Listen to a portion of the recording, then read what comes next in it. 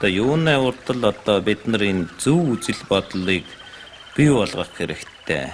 Тэгээд тэр сонирхол, суралцах, сонирхлыг бий болгох тийм ээ. Суралцлага болвол одоо тийм баяр жаргалаа, зовлон биш гэсэн юм зөв үзэлтийг бий болгох хэрэгтэй.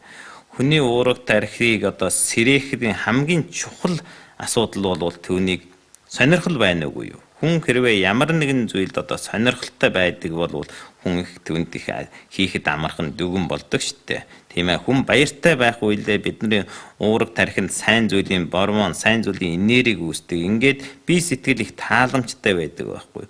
Хүн зовёртой байхад яадаг вэ? Биеийн дотор муу гормон, муу зүйлийн энерги, муу юм үүснэ. Ингээд бидний оюун бэлэг хүртэл хаагддаг штэ. Тэгвэл бид нар яаж сурж орох вэ? Тийм болохдоор бид нар хүүхдэд зөв зүйлийн аргаар тийм сонирхлыг зөв аргаар сонирхлыг бий болгох хэрэгтэй. Хүүхдүүдийг ирээс хамгийн хэлбэр арга бол тоглоом, наадам ийм юмар хөтөлж оруулах хэрэгтэй байхгүй юу? Тэрийг заавал хийгүүл эн чинь ажил хийх гэж юм байна гэдэг юм уу? Энэ бол зүдрэл зовлол гэдэг юм уу? Хүн чинь ерөөсөө тэгэл зовлолоос яхан зайлс гэдэг баяр жаргалыг хөөцөлдөг амт нь шүү дээ. Тэгвэл тэр наадам тоглоомоор хөтөлж оруулж болно. Тоо бодсон чи тоглоомоор тоо бодож болно шүү дээ. Хэдэн хүн байна гэдэг юм уу ингэдэг юм. Тийм юмрууд хүүхдийн нэг дур сонирхлыг л бий болгож зөв үзэл бодлыг бий болгох хэрэгтэй. Энэ дотор хамгийн чухал нь суралцах бол баяр хөөр зовлон биш гэдгийг ойлгох хэрэгтэй байхгүй юу. Тэгээд ер нь хүний амьдралд авч хэлэх юм бол суралцлага бол их биш хийх ёстой ажил. Суралцлагад олон байна штэ. Заавал ном сурахыг хэлж байгаа юм биш. Олон зүйл суралцсан штэ. Ямар нэгэн зүйлийн эрдэм, ямар нэгэн зүйлийн амьдрах ухаан бүр суралцж болно. Эрүүл мэндэд суралцах тийм ээ. Энтрийг зөв гэж бодох хэрэгтэй. Ямар нэгэн ажил хийжсэн тэр ажлаа бол одоо өөдрөг сэтгэлээ хүлээж авдаг. Тэр бол бидний хийх ёстой ажил гэж үзэж байдаг тийм ээ.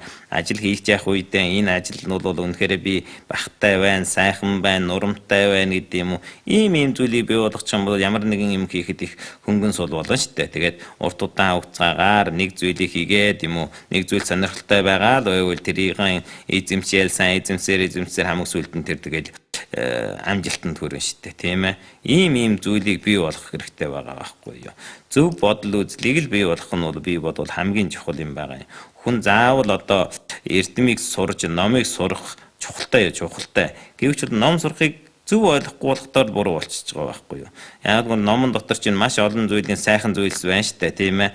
Хүний дур сонирхол гэдэг бол их сонин л доо тийм ээ. Хэрвээ нэг сайхан ном унших дур сонирхлыг бий болгочих бол хичнээн сайхан асуудал уу тийм ээ. Ном уншихтаар ч хүн их баяртай байдیں۔ Хүний оюун тарих нээгдэж байдаг тийм ээ. Хүний цаг мөчийг бас сайхан амархан өнгөрүүлж байдаг. Түүний цааталт бол бидний далд оюун мэдрэл, бидний далд ухамсарыг сэрээж байдаг тийм ээ. Тэгээд хамгийн гол нь шүү дээ та хүний нэг насаараа одоо хийсэн түүний дуршлаг, эрдэм, мэдлэг, түүний чадварыг бид нар номоор дамжаад хэдхэн хормын дотор нэг хүний нэг насаараа хийсэн зүйлийг л эзэмшиж аваад өөрийн болгодог тийм ээ. Ингээд их мэдлэгтэй болоо чадвартай болоо таны ажил үйлс өөрийн хөгжөөд явдаг шүү дээ.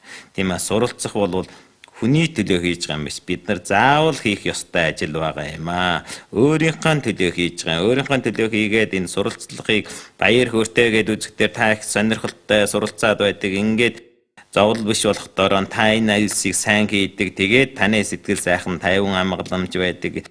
Энэ дотроос номон дотроос олон зүйлийн сайхан зүйлүүдийг авч болдог. Ингээд ном эрдэм их эрдэмтэй болохдоор одоо ярих юм байхгүй шүү дээ. Тэгээд одоо таны үйлс чинь өдрөг байгаад амжилтанд хүрэн штэ. Тэгээд ардаа юунд байдаг штэ. Төмөн ботыг үзэж төмөн газар аялаарэ гэдгийн гол учир утга энд байна штэ. Хамгийн гол нь л одоо тийм дур сонирхол, тийм зөв үзэлтийг л бий болгох хэрэгтэй. Ном үзэх, сурах, эрдэм сурах бүгдөө л аз жаргал, сайн сайхан зүйл тэр үнэхээр зовөр биш гэдгийг л ойлгоорой. Ингээ танай хүүхэд одоо аз жаргалтай байх болно, эрдэм мэдлэгтэй болно гэдэгт би итгэлтэй байна. За баярлалаа.